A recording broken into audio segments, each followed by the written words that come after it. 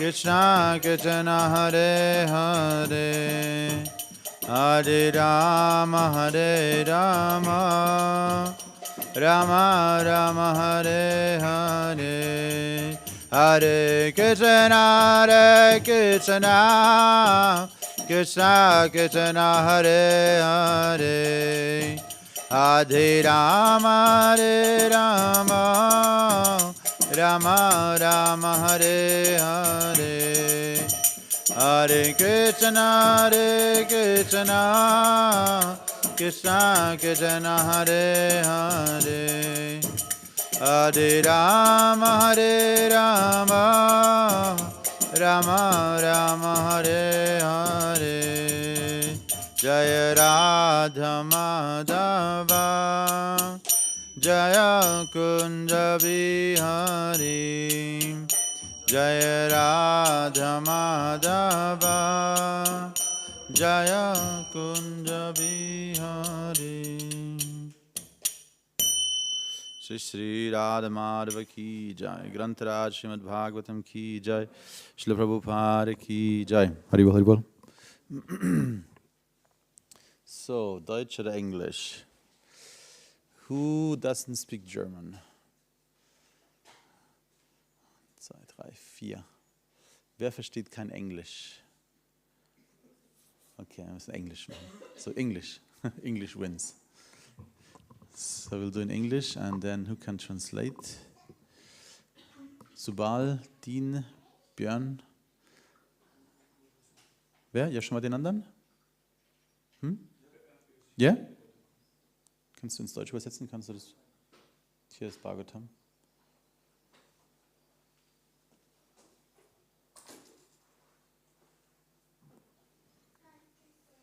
Gib's ihm, sonst checkt das nicht ganz. Genau. Om Namo Bhagavate Vasudevaya.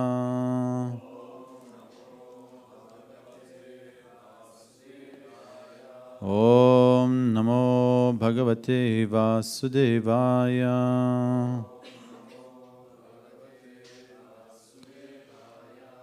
Om Namo Bhagavate Vasudevaya.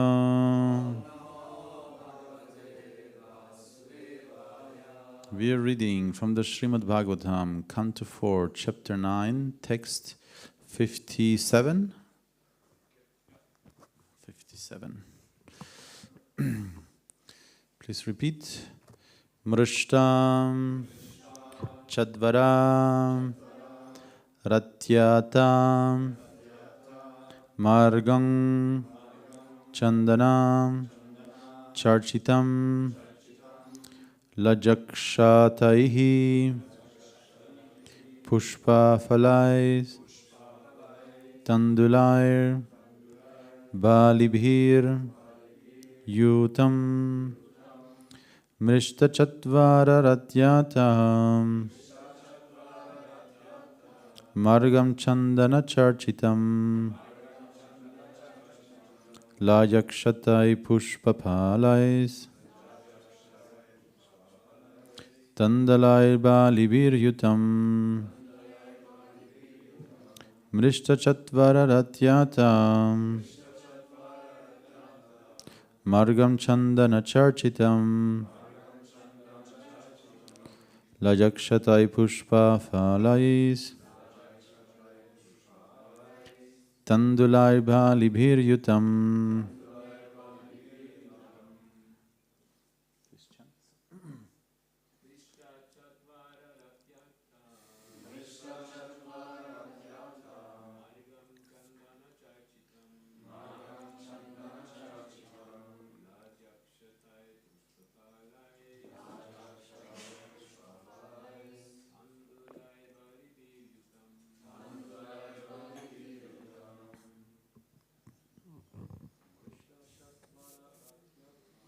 Mrishta Chatvara Ratyata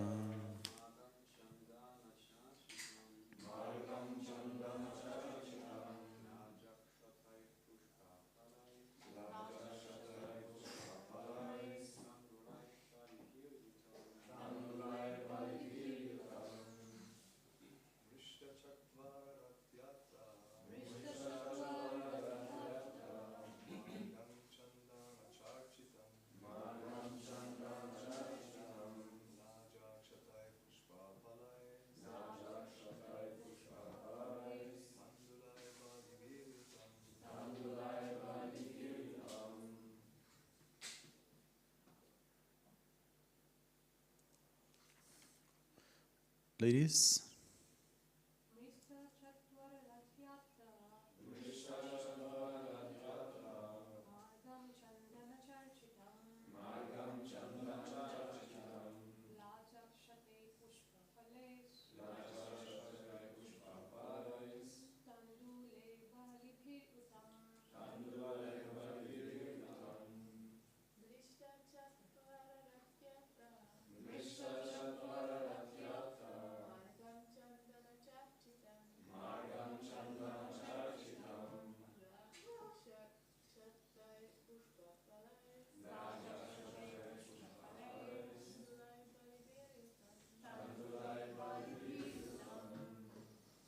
Word by word, please repeat. Mrishtam, fully cleansed. Chadvara, quadrangles. Ratya, highways. Ata, raised sitting places. Margam, lanes. Chandana, with sandalwood. Charchitam, sprinkled. Laja, with fried rice. Akshataihi, and barley. Pushpam, with flowers. Falaihi, and fruits. Tandulaihi, with rice. Balibihi, auspicious presentations. Yutam, provided with. Translation and later purport by His Divine Grace A.C. Bhaktivedanta Swami Śrīla Prabhupada Ki Jai. All the quadrangles, lanes and streets in the city and the raised sitting places at the crossings were thoroughly cleansed and sprinkled with sandalwood water, and auspicious grains such as rice and barley and flowers, fruits, and many other auspicious presentations were scattered all over the city. Verse 58 and 59. Druvaya patidrishtaya tatra tatra pura striyaha siddhartaksha tadadyambhu dhruva pushpa falanicha upajahuru prayunjana vatsalyad asha asishaha ashishah satihi shrimvamstat valgu gitani pravishad bhavanam pituhu. Translation. Thus, as Dhruva Maharaj passed on the road, from every place in the neighborhood all the gentle household ladies assembled to see him, and out of maternal affection they offered their blessings, showering him with white mustard seeds, barley, curd, water, newly grown grass, fruits, and flowers. In this way, Dhruva Maharaj, while hearing the pleasing songs sung by the ladies, entered the palace of his father. Text 16. Mahamani vratamāye satasmin bhavanotame lalito nitaram pitra nyavasat dividevanat. Dhruva Maharaj thereafter lived in his father's palace, which had walls bedecked with highly valuable jewels. His affectionate father took particular care of him, and he dwelt in that house just as the demigods live in their palaces in the higher planetary systems.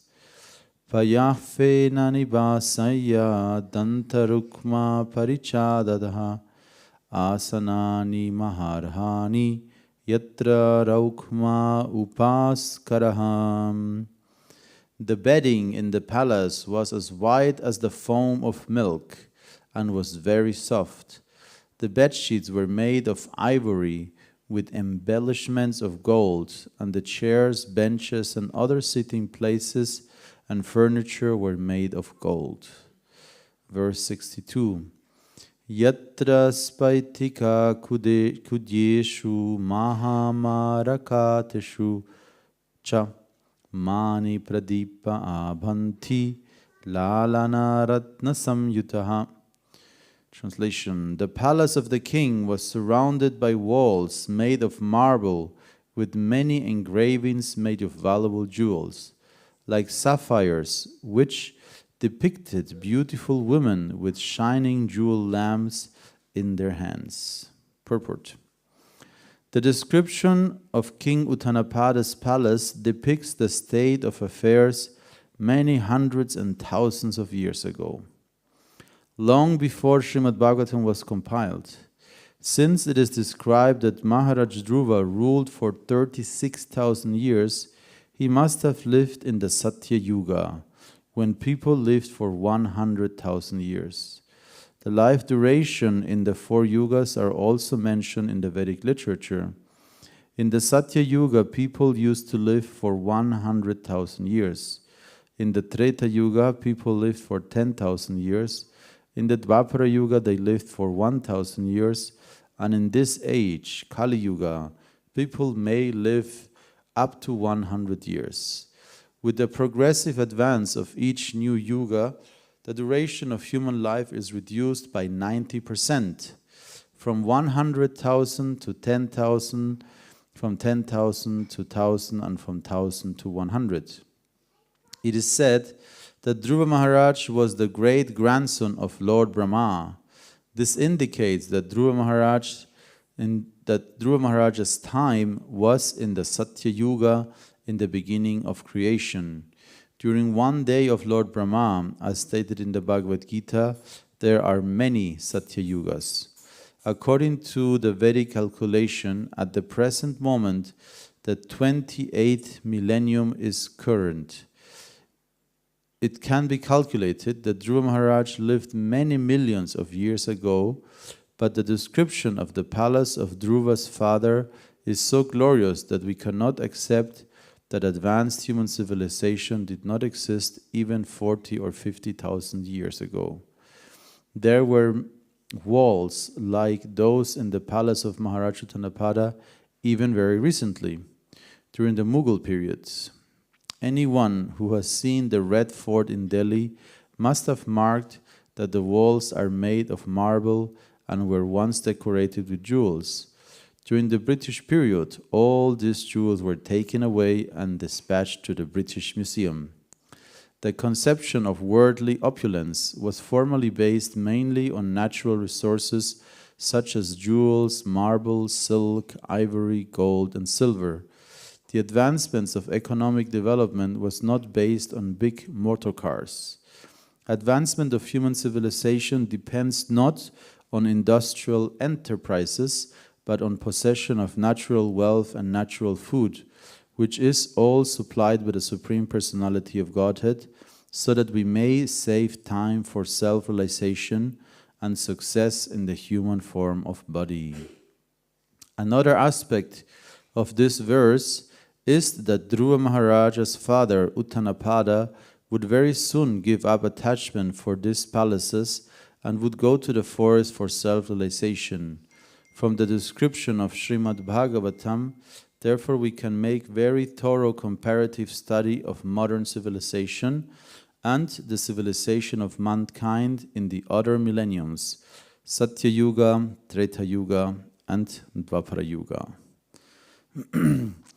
Om Agyana Timirandasya Gyanangyana Shalakaya Chakshurum Militam Yena Tasmai Shri Gurave Namaha Shri Chaitanya Manobhistam Stapitam Yena Bhutale Swayam Rupa Kadamayam Dadati Swapadantikam Vandeham Shri Guru Shri Yuta Parakamalam Shri Gurum Vaishnavamscha Shri Rupam Sagrajatam Sahagana Ragunatam Vitam Tam Sajivam Sadvaitam Savadutam Parijana Sahitam Krishna Chaitanya Devam Shri Radha Krishna Padam Sahagana Lalita Shri Vishakam Vitamscha He Krishna Karuna Sindhu Dinabandhu Jagatpate Gopesha Gopipakanta Radhakanta Namostate Jayatam Surato Pangor Mamamanda Matirgati Matsarvasva Padambojo Radhamadana Mohano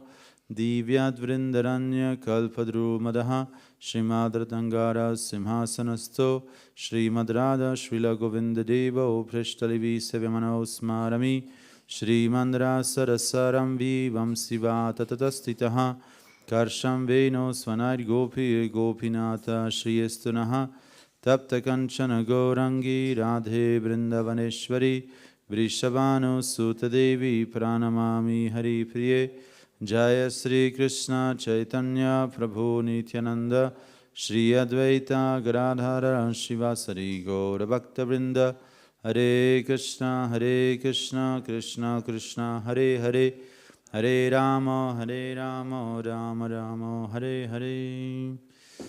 So because there were so many verses, I'll just read the last one again. Yatra spaitika kurdyeshu mahamara ketushu cha mani pradipa abhanti lalana ratna samyutaham. The palace of the king was surrounded by walls made of marble, with many engravings made of valuable jewels like sapphires, which depicted beautiful women with shining jewel lamps in their hands. Hare Krishna. So this is a very interesting topic. And Srila Prabhupada ends this purport with this sentence where he says that we can make a very thorough comparative study of modern civilization and the civilization of mankind in the other millenniums, Satya Yuga, Treta Yuga, and Dwapara Yuga. So I'll try to focus on this part, and maybe a few other things also. So I think especially in the fourth canto, there is a lot of information about, all over the Bhagavatam, but the fourth canto has a lot of information about how you could say Vedic culture or different ages, how people lived, how kings organized their kingdoms, how they, like Prithu Maharaj, for example, he, you could say, created a lot of infrastructure. He leveled the land, built, villages, and enabled people to do agriculture in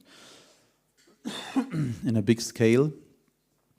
And in different sections of the fourth canto, Srila Prabhupada talks about how we should try to follow this example of living very simply, directly from nature. And this purport, it's describing the opulence of the palace of King Uttanapada, which with many jewels, gold, and marble, and all of this, of course, are considered to be natural, forms of wealth. But in a few places, Srila Prabhupada is very frugal. And I remember when I was first reading that, I was thinking, wow, he's really serious about this.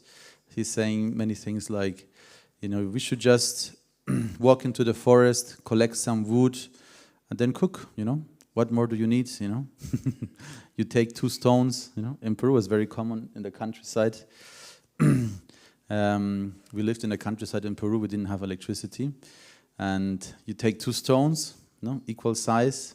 You go to the forest, you collect some wood, you put your pot on top, and you cook your meal. Easy. What more do you need? And Prabhupada is very seriously talking about this, that we should basically live as simple as possible, directly from nature. And of course, not everybody might be able to do that, to that level. But still, the idea to live as much as possible directly from nature is certainly there. Especially in the fourth canto, Srila Prabhupada emphasizes that a lot. Live natural, and in some instances, like I mentioned, like very, very simple, very, very frugal. Frugal means with as little as possible, as you could say, saving as much possible, energy, money, and time. And in other places, like in this place, he's also glorifying the natural opulence, of ancient times. And Srila Prabhupada says we can make a very thorough comparative study of modern civilization and civilizations of mankind in other millenniums. So if we try to, compare the human civilizations, one can get some very interesting ideas. But the very first point, which I think is very important to be conscious, or also when you preach, is that modern history has a very different idea about the age of civilization. Srila Prabhupada is also talking about this. He's saying that the conception that the civilization is only, or he says something like 40, 50,000 years ago. We cannot accept that advanced human civilization did not exist even 40 or 50,000 years ago. So for modern people, and you could say standard accepted perception of history is that history begins when people started writing. That's the basic definition. When people were able to write, then that's the beginning of history. Everything before that, nobody wrote anything about it. Also, it's non-existent. There is no history. So that's their definition. And basically, the idea is that when people started writing, they were civilized enough, to anything worth mentioning happened after people started writing, basically. But our idea is, of course, very different. Our idea is that it's due to the influence of the age of Kali that people needed writing in order not to forget. So writing as a medium of, you could say, saving, like memory, like a memory, how do you say? Like we use, hard drives, to save information. In a similar way, people started writing in order to save this information. So from our perspective, actually the beginning of writing is a sign that people, of the age of Kali, whose symptoms became very obvious, that one of them is, of course, not only short lives, but also losing memory, they had to write everything down. Because before that, the knowledge was mainly passed verbally. And of course, we hear that Krishna, for example, they used to write letters, so letters were common, people knew how to write. But the main body of information was not written. It was Deva who then, compiled the whole Mahabharata, all the Vedas, had his disciple write it. This is also described in the beginning of the Śrīmad-Bhāgavatam, that the sages were very afraid of the beginning of the symptoms of the age of Kali.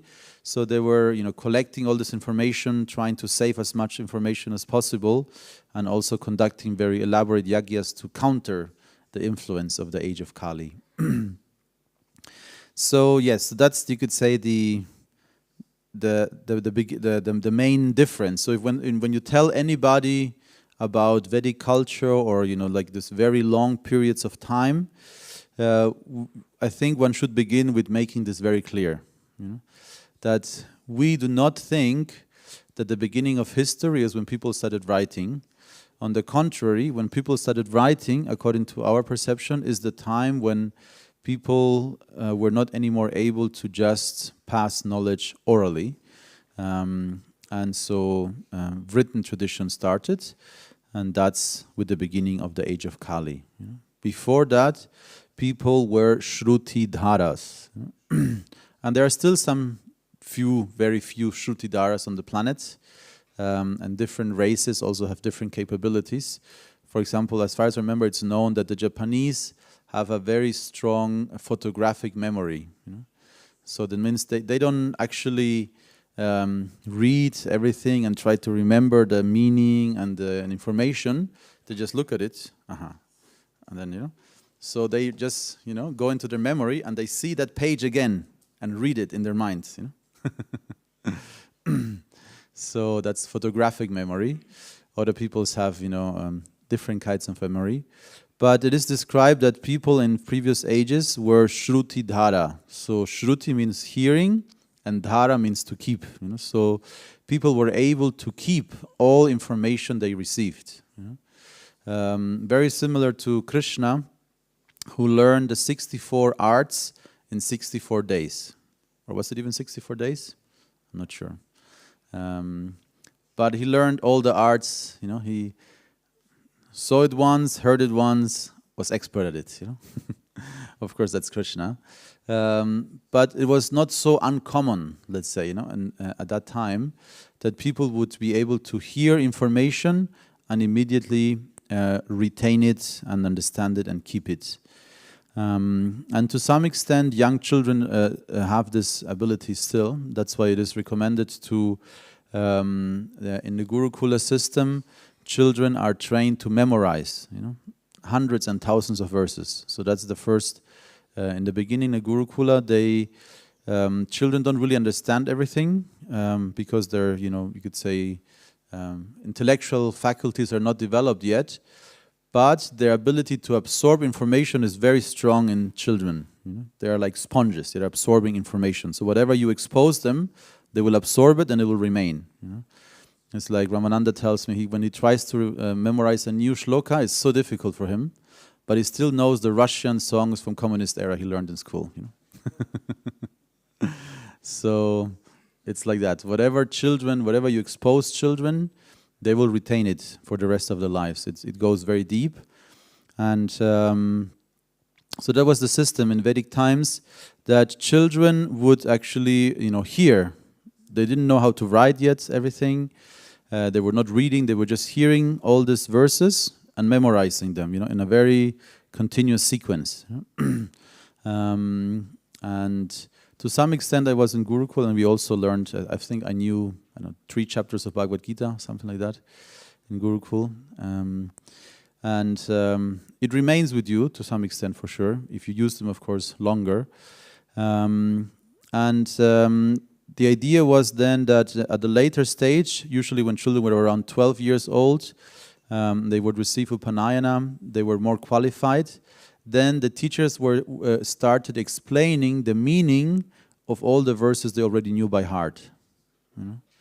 So that was the system. So children didn't really need much books. So there's a very interesting description of, I read a very interesting article about a survey the British made in India, the very beginning, I think end of the 1700s, beginning 1800s. There was a very interesting survey of the different schools that existed, how many teachers were there, how many students, who was studying there, which castes were studying. And I don't remember all the details, but a few things that they were very surprised was how efficient it was. It was very, very simple. It was usually in the house of a wealthy man, or in temples, or in villages and the main tree. So traditional Indian villages have this main big tree in the center of the village, where everybody would gather for different occasions, and also the students would gather every day there. And the teacher would be there, and the teacher always had traditionally 2 books, Ramayana and Mahabharata. So these were the 2, textbooks. And the children would just sit down and train writing on the sand. So they would just sit in the sand, and they all will train writing.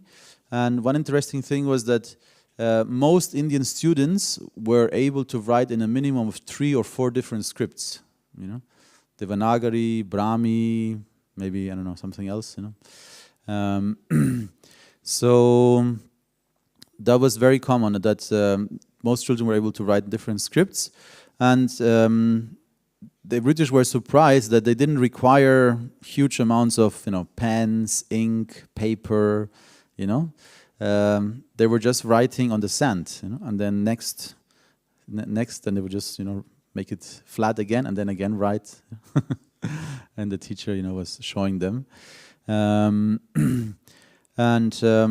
It is known also that some of the very famous Indian mathematicians, they used to make all their calculus, and also sandboards. They had this like small table, with sand, and with a pen they would write all their calculus, and sand, and then again remove it. So yes, very efficient. You don't need much paper. Anyways, children, you have this, stacks of books with very bad writing, and you keep it maybe out of sentimental reasons. But why, why waste so much paper for, they're still training, sand is enough, So like that, the Vedic style of education was actually very much still alive in many parts of India until, you could say, the 17th century. And then, and also a very interesting part was actually that almost all the sections of society were educated. There were a few sections that were neglected or traditionally were living in the forests, but actually all sections of society were very well educated. And the British deliberately started charging heavy taxes, on all the local rulers, villages, and that's when the funding for this very simple system collapsed. And that's how this traditional system was basically within a very short time, because there's a second survey a few decades later, and it was almost non-existent anymore. So that's what Prabhupada is referring to. Not too long ago, he's referring to the Mughal era also, the famous Red Fort in Delhi. And the British, they are known to have been, very ravenous, very greedy, in their plundering around the world, Not only the British, the Germans also. If you go to the Bode Museum in Berlin, you will find an entire ancient Greek temple, inside of the museum, disassembled and reassembled, And of course the excuse is that they were saving it from destruction, but there's many memes that show the British Museum, if they returned all their foreign goods, just empty holes, The whole British Museum, is full of Indian stuff, halls and halls full of ancient deities, murtis, jewelry, swords, all kinds of things, amazing wealth. One of the most amazing possessions in the British Museum is the throne of the Sikh kings. It was a golden, pure golden throne, and many, many other things. The Kohinoor, Indians are still demanding that the British return the biggest diamond in the world, It passed many different hands. At one point it was also in the Jagannath temple, and now it's they cut it to size, but it's even after cutting it to size, it's still the biggest diamond in the world, and it's part of the crown of the queen. But actually it belongs to India, the Kohinoor. So this is what Prabhupada is referring to, that actually in recent times people perceive India as a very poor place, like and of course when we read Srila Prabhupada's books, naturally we gain a very strong appreciation for India, its culture, its civilization, tradition. Srila Prabhupada very often refers to, like not too long ago or still in India, there are villages where people sit down every evening and read Mahabharata, Ramayana. So Srila Prabhupada makes very often these references. So when we come to India, we have already you could say, right perception. Because other people who might go to India with materialistic eyes, they very often are just shocked by the external poverty or pollution, etc. But because we studied Srila Prabhupada's books, naturally we have a very strong appreciation for India from you could say, beforehand. And I remember the first time I came to India, of course, I grew up in Gurukul and I was hearing Ramayana, Mahabharata, so India is, the Holy Land, that's the place where we need to go. And then when I arrived in Delhi the first time, I remember still, I was a little bit disappointed, a little bit shocked, I was like, this is India, It's like, what happened to all the glory, Where is all the glory gone, I can't see anything of it, It's like, it's really bad, And then, I sat in the taxi on the way to Vrindavan. And this was, the first time I was in India was 2002 maybe, I think. And the roads were very different, The cars were also very different at that time. Even it's only 22 years ago, but it was very different, India back then. And I started talking to the taxi driver, and then he started telling me, I'm from Surya Vamsa, and I'm like, oh, Surya Vamsa, Ramayana, and then we started talking, and then I realized, okay, it's still there, you don't see it at first sight, but the glory is there, Even the taxi driver, started talking to me about his, his ancestry and which gotra he belonged to, which rishi, and so.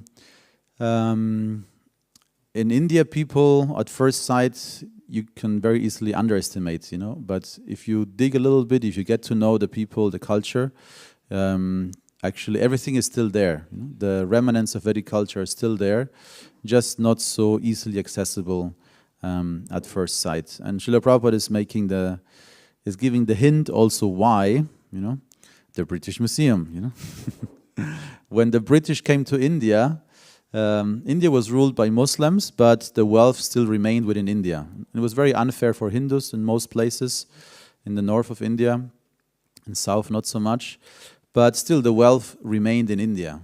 And India accounted for around 28 to 30% of the entire world's wealth.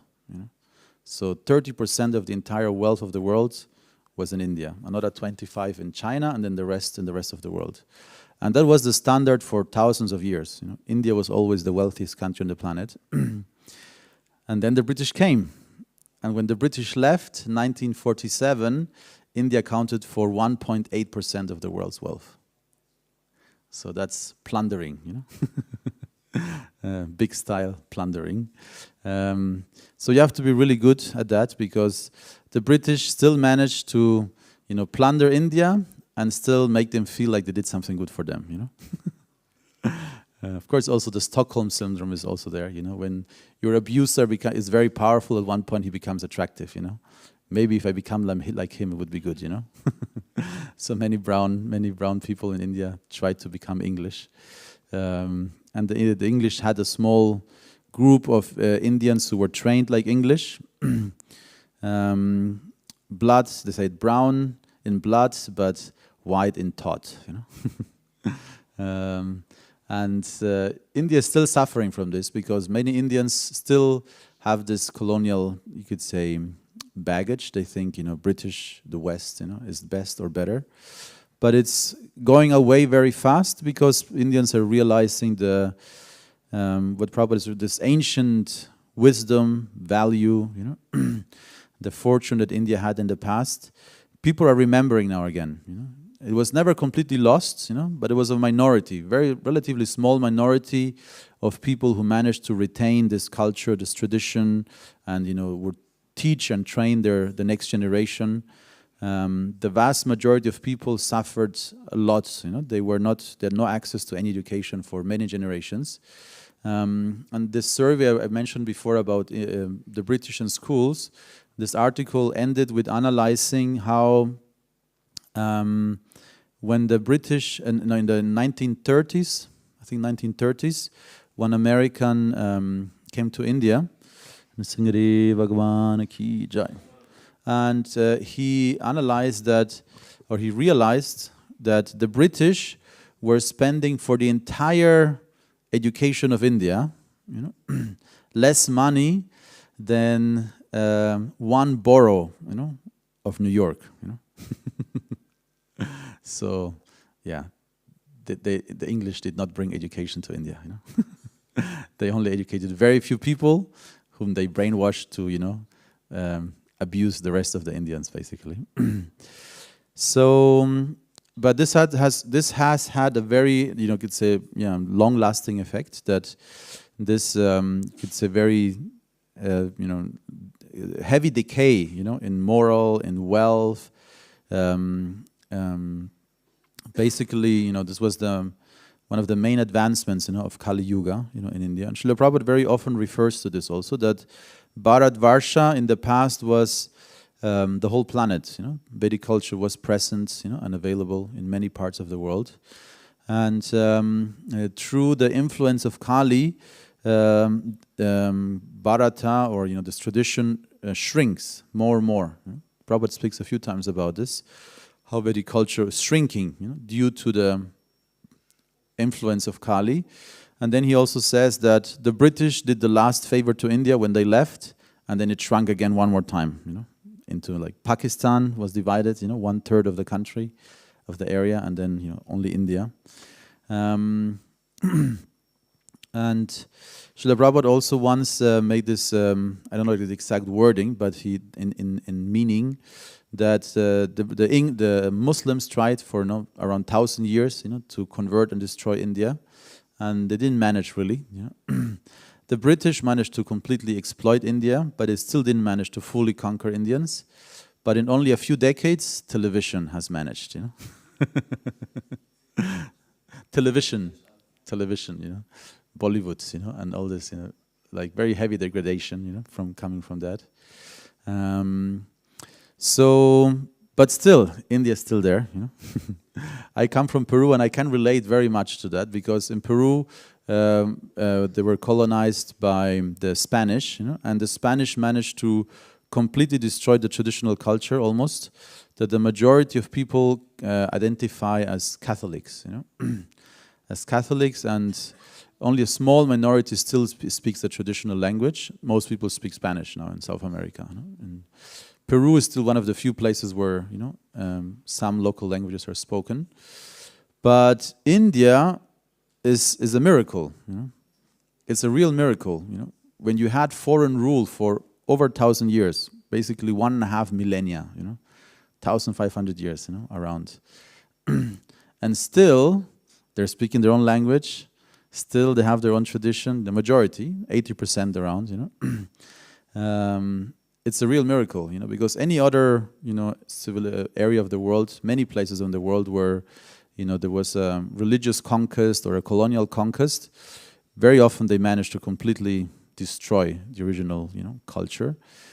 But India is very resilient, and Srila Prabhupada says that, gives this analogy of the elephant, that the Vedic culture is always valuable, like an elephant, dead or alive.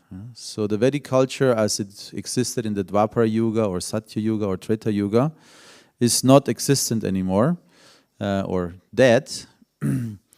But even dead Vedic culture has the same value, just like a dead elephant has the same value as a living elephant. So that's a very interesting analogy. So everything is Vedic culture in its, like, as a functioning, you could say, society or civilization is gone. But so many aspects of Satya Yuga, like meditation, are still, very popular, still famous. Treta Yuga, we're still performing yajnas and fire ceremonies. And Dwapara Yuga, temples and deity worship, still, so many new temples are being built. In India currently, so many new temples are being built.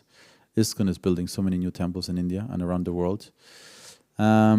So these remnants of Vedic culture are still there, and we can have the full benefit if we adhere to those, to the principles. Because the 4 yugas, Srila Prabhupada is mentioning here how the life duration in each yuga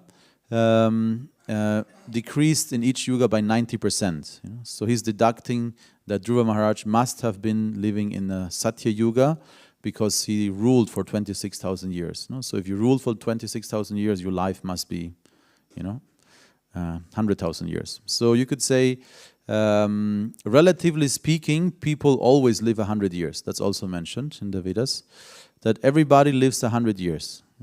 In Satya Yuga, Treta Yuga, or Dwapara Yuga, or in Kali Yuga. But their 100 years, from our perspective, are 100,000 years. But they still proportionally do the same things in the same time. So if you rule the world for 26 years, in Satya Yuga they rule the world for 26,000 years. Or if you practice, meditation for, I don't know, I think Valmiki meditated 60,000 years.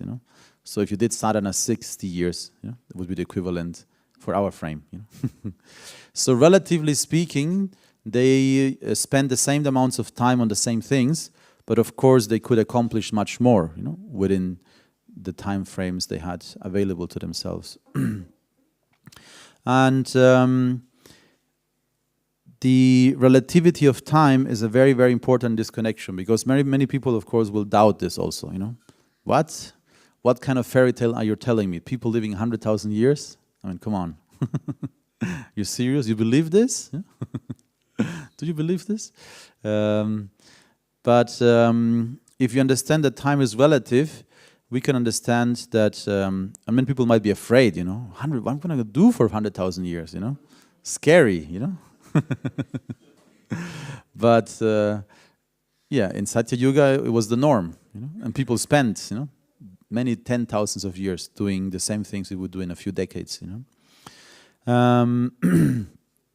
And relativity of time is very important, because time is relative according to the time, the place, the circumstances, and also the bodies that we have. Time is relative. So we know for sure that different bodies are relative time passing. So we know that the ratio between humans and dogs are around 7 years.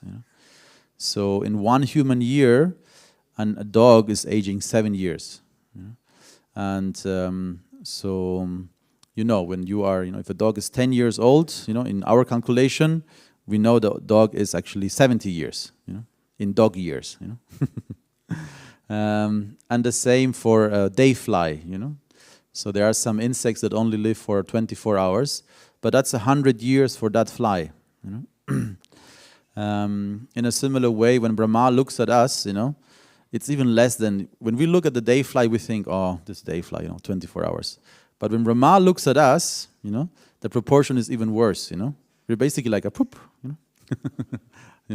100 years of a human, It's a small, spark or a small moment, in Brahma's life. So yes, time is relative, So and time is relative also according to the bodies that we have, the place and the circumstances. So in Satya Yuga, the place, the circumstances were very different, very, very different. We live in a very, polluted time, very stressful time. So many wars, and to some extent it's getting better. But I remember reading once the life duration table of the world, different countries by country, and on the bottom of the list was Sierra Leone, average life duration 32 years, So, war, famine, all kinds of things going on there. So that's, you could say, a taster for the future of Kali Yuga, If somebody is, older than 40, 50, you're like really, really old, And that's what is still coming, for the rest of Kali Yuga. But at the same time, because of the golden age, actually, all in all, the life duration, the literacy rates are raising all over the world. And Srila Prabhupada also talks about this in some purports, that it's a great blessing that people now can read all over the world, and we can give them books, and they can read Śrīmad-Bhāgavatam. So it is Kali Yuga, but at the same time, we can expect that actually the Satya Yuga, Prabhupada mentions a few times in his books, that the Harinam Sankirtan can create a situation on this planet that resembles Satya Yuga again. Wow. Very clearly Prabhupada says that in a few places, that by the Harinam Sankirtan, by the following of Yuga Dharma, a situation like in the Satya Yuga can be re-established, gradually and eventually. So that effect is visible, So it's not all going. I'm actually very optimistic, Some people are like, oh, it's all getting worse and bad. No, everything is getting better. Even if you look at statistics, less and less people dying of hunger, more and more people can read, And the main thing is, you could actually pinpoint it on one country, India. If India becomes again what it used to be, then the whole world wins. And India is already the most populous country in the world, you know. So if all of India becomes wealthy and literate and cultured and healthy, and you know, again, huge impact for the whole world, you know, huge impact, you know, culturally, spiritually, economically. So yeah, we just continue with Harinam Sankirtan. The India juggernaut cannot be stopped, you know. We have to just make sure that we also, you know, create as many local devotees as possible. But the rise of India is inevitable, and you know, the rise of India is not, you could say, India re-establishing itself, you know, from what it used to be, is not, you could say, just a material occurrence. You know? I personally think that it's one of the signs that the Vedic culture, the Satya Yuga, will come again. Because if India is not successful, then the whole world will suffer. That's for sure. You know? And it will be successful if it's, you know, relinquishing itself to the Vedic tradition. You know? Okay, I think I'll stop here. Maybe there are questions or comments. Yes, Mansuka. Warte mal ganz kurz, da kriegst du ein Mikro. Dann können die live gucken auch noch.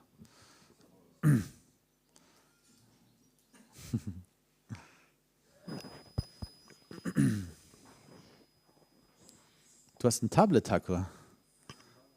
Hä? Schon länger. Das kann ich gewusst.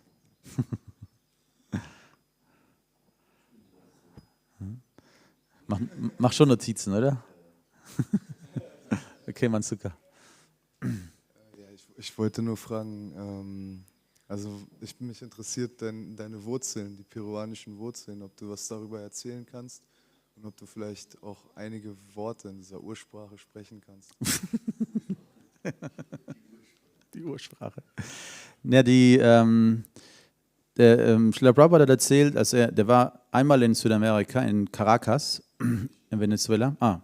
His question is, I should tell something about my roots, but I don't want to talk too much about it, but a little bit we can say. Srila Prabhupada was in Caracas when it was the only place he was in South America, in Caracas. And I think he was maybe a week or a few days for sure. And he told a few very interesting things. So one of the things Srila Prabhupada told is that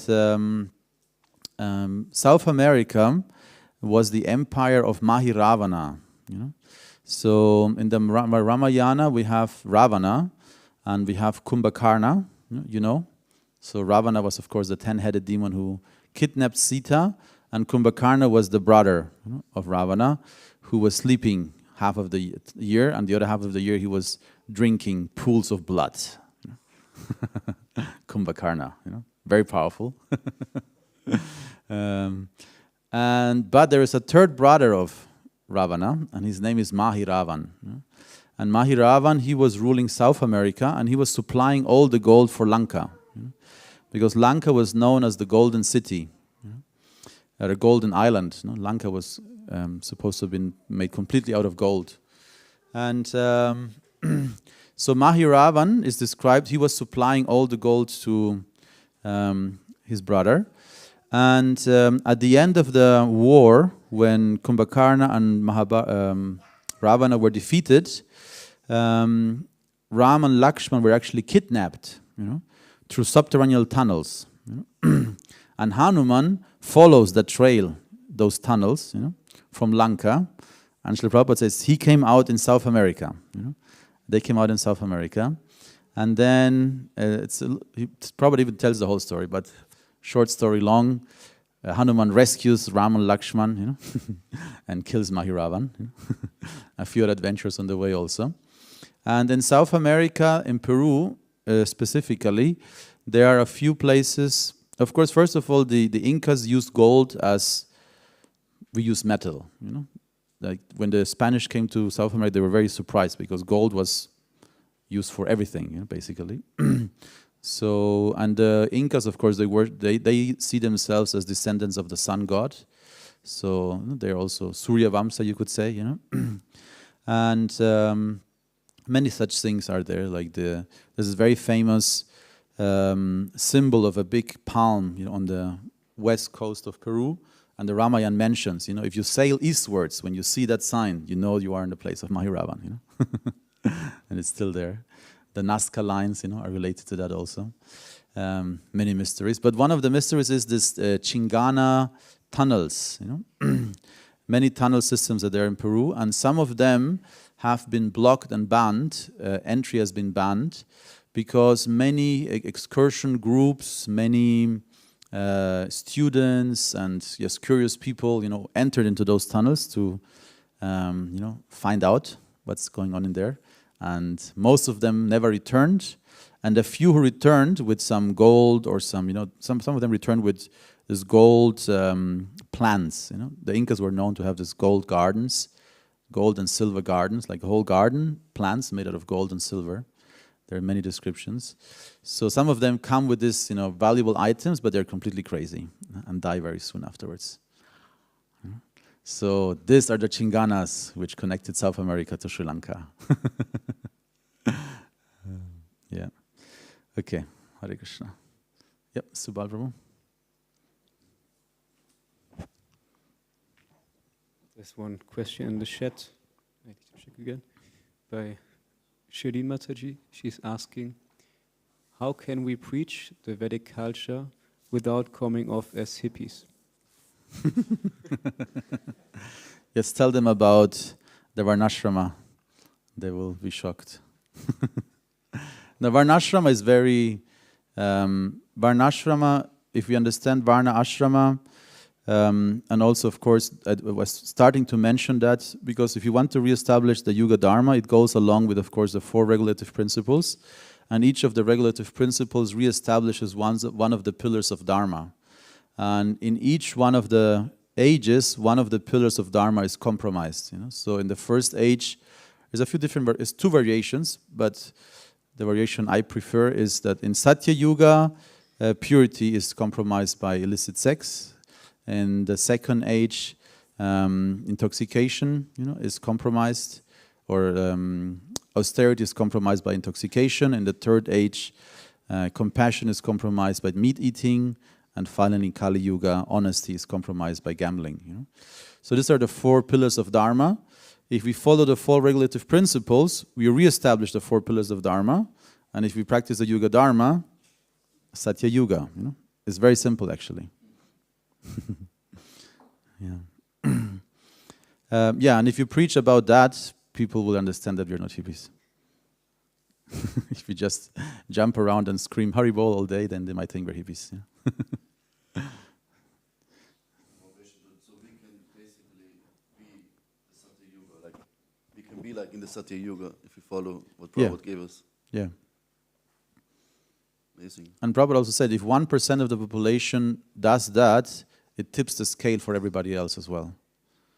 1% is enough. Yeah. Thank you very much, Prabhu, for your lecture. I noticed that I'm not so favorable to the Vedic culture because I speak to Indians on the street and they are oftentimes have a high self-esteem of thinking they know everything. Maybe you have also noticed that on Sankirtan, and also how Prabhupada writes in his books about Mayavadi philosophy, like the Gyanis, Kamis. That is something that we really should not do, but it is given in the Vedas, and it's actually also the majority of the Vedas. There's said also in Bhagavad Gita. And so then I feel that I somehow have an urge to distance from that, and just. We have also this new kind of Varna Ashram Dharma, so that we try to be Vaishnavas, and so Varna Ashram Dharma is not the supreme thing that we aspire for, but we aspire for Krishna Prema. So maybe you can speak something about and clarify a little also. Yeah, so the Srila Prabhupada talks about Asuric Varnashrama Dharma and Daivi Varnashrama Dharma. So there's Asuric, like demonic Varnashrama Dharma, and you could, in one sense, Prabhupada more or less refers to this Asuric Varnashrama Dharma modern caste system, where people are very caste conscious and selfish about their own caste and, very intolerant of everybody else and, very protective and based on birth, not based on qualification. So, and Daivi Varnashrama Dharma is when everybody, according to their qualification, is engaged, in their dharma, and ultimately to serve the Lord. And this is not some new form of Varnashrama Dharma; it is the eternal, ultimate form of Varnashrama Dharma. But Prabhupada says that they coexisted, and many demons also used to follow Varnashrama Dharma. Like Duryodhana used to also give donations to the Brahmanas, but at the same time he was a little bit asuric, But the main point you're asking is nowadays Indians, you have to go to India, then you will appreciate more. Because one thing is for sure true, and no offense to any Indians who are in the West, but Prabhupada said, the Indians who come to the West are like the pigs who see shit on the other side of the lake.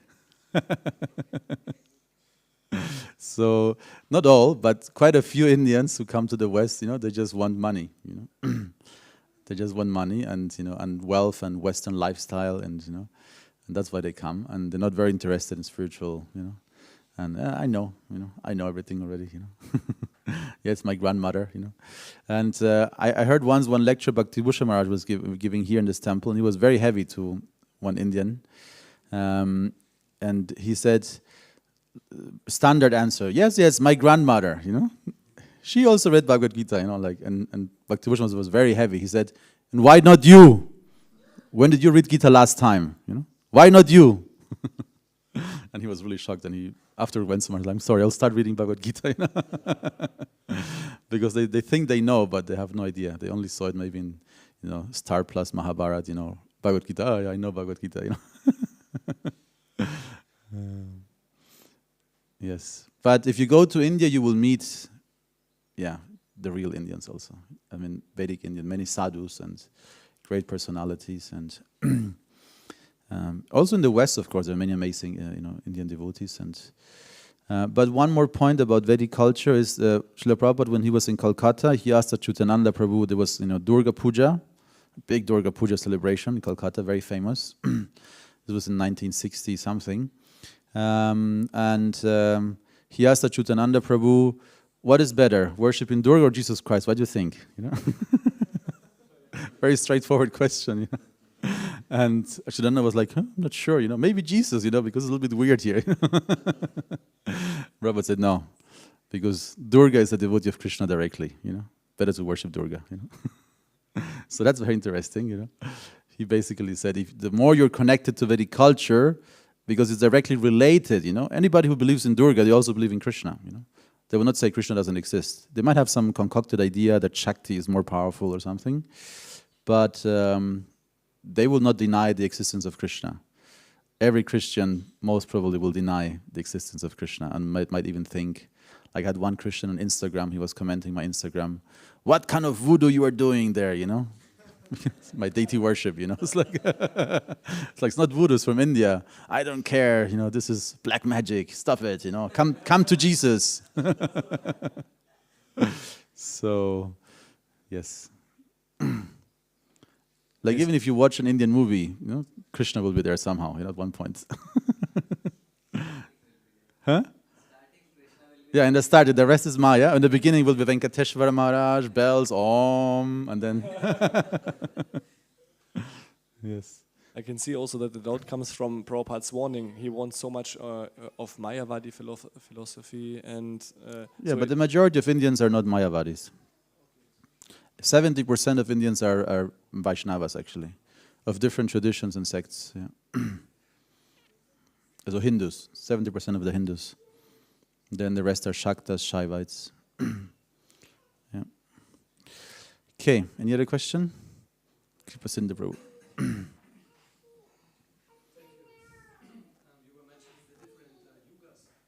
Yes.